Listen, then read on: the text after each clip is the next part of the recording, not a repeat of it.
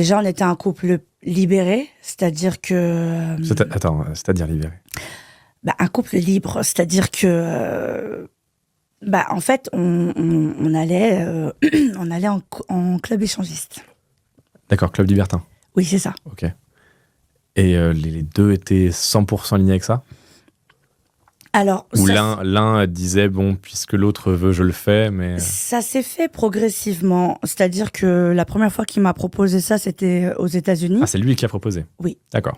Aux États-Unis, je me suis dit, c'est pas plus mal, puisque on n'est pas en France, personne va le savoir. Moi, ce que je voulais pas, c'était que ça entrave ma vie personnelle, puisque ma mère, faut savoir, elle ne savait pas que je faisais des clips. Ma mère ne savait pas que je travaillais la nuit. Ma mère savait rien de ma vie. Donc, c'est-à-dire que vraiment, je tenais à garder cette part d'intimité. Donc, je me suis dit, c'est cool, il a envie d'essayer le libertinage. Tentons l'expérience. En plus, c'est à Miami, personne va le savoir. Donc, ça a commencé comme ça. Je vais pas dire que c'était déplaisant, c'était sympathique. En plus, aux États-Unis, il y a des belles filles, donc c'était plutôt agréable. Attends, parce que du coup, je suis curieux, moi, donc je demande. Oui. Mais tu parles uniquement de filles, mais parce que c'était... Tu faisais des trucs avec des filles? Alors, lui, il a joué sur le fait que j'avais une attirance aussi pour les femmes. Donc, il s'est bien débrouillé. Voilà. D'accord. Non, mais je comprends tout. Mais après, pour après me glisser des mecs. Parce qu'attention, lui, c'était ça qu'il préférait, bizarrement. Attends. C'était ça qu'il préférait de quoi? Que te voir coucher avec des mecs ou que lui... Ouais. Et ça l'excitait énormément. Alors que tu tapes d'autres mecs devant ses yeux? Ouais. D'accord. Ouais.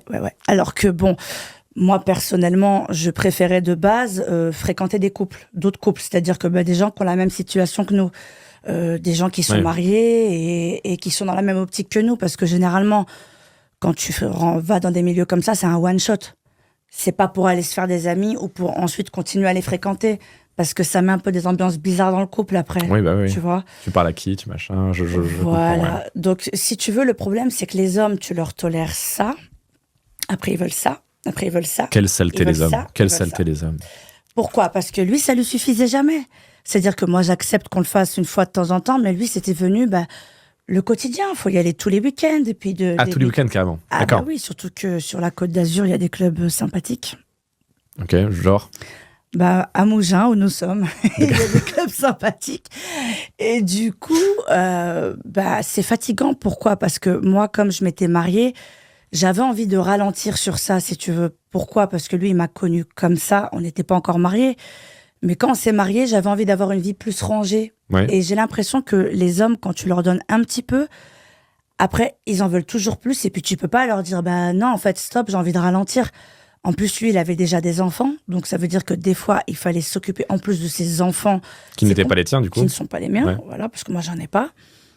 C'est fatigant, en fait. Tu te fais déglinguer en club le week-end, puis après, tu dois reprendre une vie normale.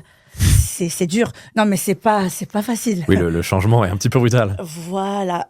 Moi, je trouve que quand on a une vie mariée, c'est pas forcément compatible, en fait, la vie de libertinage. Et quand moi, j'ai voulu ralentir tout ça, lui, ça lui a pas plu. Il me disait, pourquoi tu redeviens pas comme avant?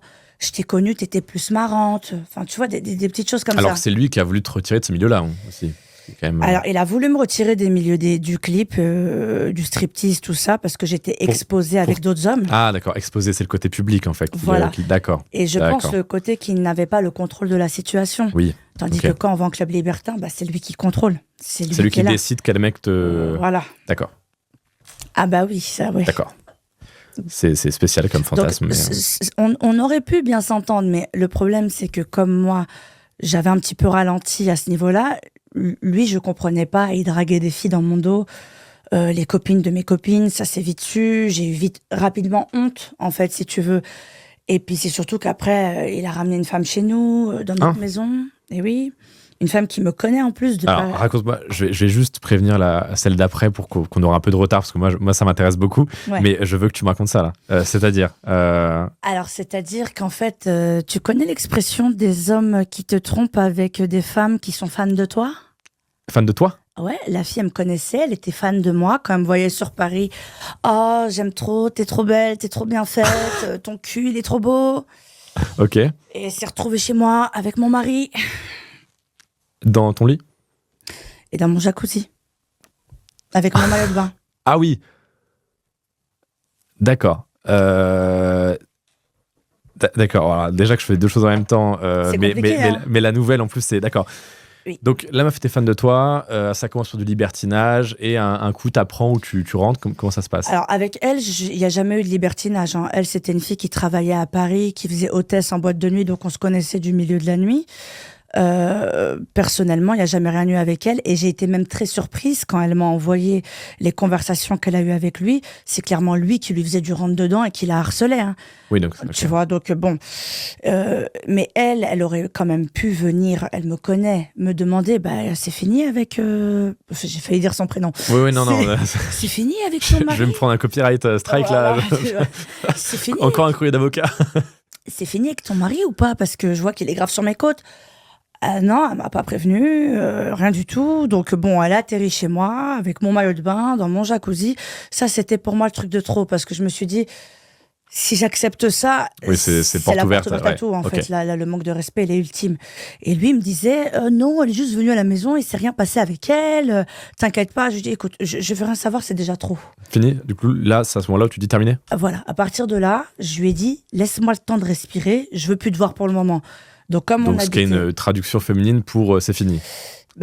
Sincèrement, en fait, il était trop forceur. C'est-à-dire que je suis remontée sur Paris parce qu'on habitait sur la Côte d'Azur à ce moment-là. Okay. Je voulais respirer. Il était en train de m'harceler. Je pense qu'il avait peur que je m'en aille.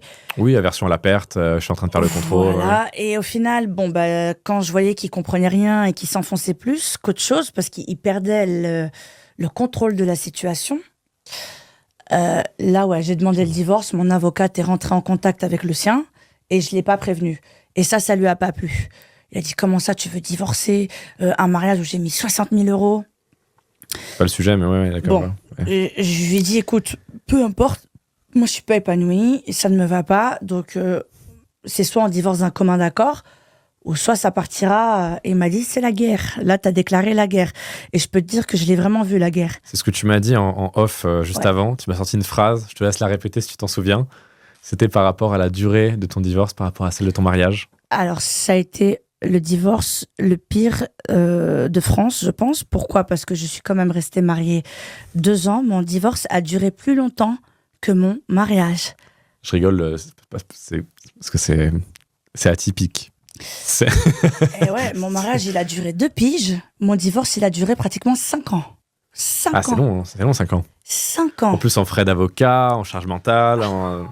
Alors, un divorce, émotionnellement, c'est comme un décès. Ça, faut le savoir. C'est dur à vivre. Oui, tu fais un deuil de la relation. C'est ça. Surtout qu'en plus, moi, ça n'a pas été un divorce atypique parce que, donc, faut savoir qu'il est parti envoyer donc, nos fameuses sextapes. Oui, donc, attends. Parce que c'est aussi ça qui fait ton histoire. C'est aussi la vidéo avec Rob qui avait énormément marché, où tu racontais ça. Ouais. Voilà. Et la question de base, c'était comment tu t'es lancé sur OnlyFans. Et c'est par rapport à ça, justement. C'est qu'il y a ce fameux divorce où c'est la guerre. C'est ça. Vous, étant très libertin, libéré, vous aviez sûrement des petits DVD, des petites vidéos de vous deux. Et vous en avez parfaitement le droit. Et c'est à ce moment-là que ce mec décide... Exactement, ça a commencé comme ça. Parce qu'en fait, mes vidéos, donc, il les a d'abord envoyées à ma maman. Génial. Donc, il ne savait pas que tu travaillais dans le monde de la nuit, qu'il ne savait pas que... Alors, entre-temps, il lui avait quand même dit. Il lui avait dit, elle travaille, ta fille, elle est stripteaseuse, elle fait des clips. Il lui avait dit. Oui, donc... mais il y a à savoir et constater une sextape. Voilà, c'est ça. En fait, il y a à entendre et voir. Et il lui a envoyé par mail une vidéo horrible. C'est même pas une vidéo où on n'était que lui et moi. C'est justement une vidéo de libertinage qu'il lui a envoyé. Vous étiez combien sur la vidéo? Pardon. Non mais je me rappelle plus. J'ai eu un bug. Désolée. Ah bah non, c'est très bien. Je crois que nous étions 4, il me semble. D'accord. Voilà. Parce qu'en fait, non, il y a tellement de trucs dégueulasses et salaces qu'on tournait que je me rappelle plus. Honnêtement. Après, il a envoyé ça aussi à mon employeur parce qu'à l'époque, j'avais un travail normal aussi. Oui, t'étais toujours RH à côté, du coup. Et oui, donc il envoie ça. Donc le boss, il a reçu la vidéo en 4K. Voilà, ça a été pas mal aussi. Après, quand il a vu que j'arrivais encore à vivre et à respirer, parce que je pense que le plan, c'était de m'abattre. Abattre l'ennemi, du coup. C'est ça. Très bien. Là, il l'a envoyé à des canaux Telegram. Telegram, faut savoir que c'est la guerre dessus. Alors, je dirais pas le nom des canaux parce que je veux pas leur faire de la pub, mais il y avait 3 canaux à l'époque. que les gens doivent connaître. De Parce leak. que, voilà, de leak, où ils affichent tout le monde qui se battait. Mes sextapes, lot de 5 sextapes de Lisa Amelka à vendre 50 €, je n'avais même pas Mime. Hein. J'avais pas OnlyFans, je n'avais rien. Ouais, ils sont chauds, hein, parce que légalement, ça, c'est extrêmement grave. Hein. Ah mais oui, mais les gens se battaient pour avoir mes vidéos. Parce qu'à l'époque, il y avait aucune sextape de moi qui avait tourné. C'était la première fois. Puis beaucoup de gens ont été surpris. Ils m'ont dit, Lisa, on ne savait pas que tu savais faire tout ça. Enfin, vraiment, ça a surpris beaucoup de gens qui savaient que tu pas. savais faire tout ça. Des gens qui se sont dit, attends, c'est des vidéos de ouf, on pensait pas. Puis attends, lui, il est sportif, il va dans des clubs libertins, on savait pas non plus. Oui, donc c'était un product market fit de fou. Ça fait l'effet d'une bombe. Ouais. Que moi-même, honnêtement, à l'époque, j'ai pas su gérer la pression médiatique qu'il y a eu parce que du coup, toi, c'est intéressant. Elle retombe comment? Enfin, c'est intéressant. Là, c'est avec le recul qu'on peut se permettre de juger comme ça. Oui. C'est intéressant au sens où comment toi tu fais pour le vivre et comment je pourrais dire ça? Le prendre et vivre avec, sachant que est-ce que les gens t'avaient relié à un compte Instagram? Est-ce que tu recevais des DM par rapport à ça? Alors oui, j'ai eu énormément de faux comptes de moi, hein, même sur Snapchat, des gens qui se faisaient passer pour moi. Telegram, Telegram c'est basique, hein, je pense que toutes les filles elles ont des leaks d'elles et des faux canaux aussi d'elles. J'ai eu pas mal de soucis comme ça. Alors le plus difficile c'est que comme je disais au départ, je n'avais pas Mime ni OnlyFans.